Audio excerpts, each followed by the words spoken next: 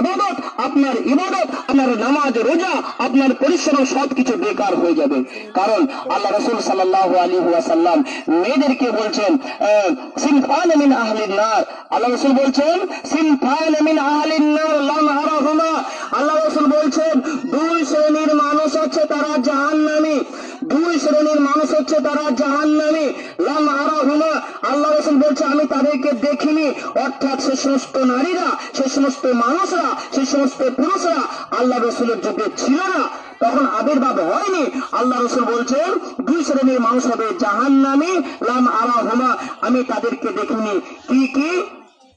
কওমুম মাআহুম সিয়াতুন কাযনাবিল বাকারে, অর্থাৎ এক শ্রেণীর মানুষ হচ্ছে তারা যাদের হাতে সবসময় একটা লাঠি থাকবে, আর যে লাঠি দিয়ে তারা মানুষের উপরে জুলুম নির্যাতন করতে থাকবে, মানুষদের প্রতি অত্যাচার করতে থাকবে, মানুষকে সদা সর্বদা শাসন করতে থাকবে, মানুষকে ভয় দেখাবে, নিজেকে গর্ব করবে, নিজের শক্তির বল দেখাবে, নিজের বংশের বল দেখাবে, এই সমস্ত মানুষরা হচ্ছে জাহান্নামী। আর দ্বিতীয় কি?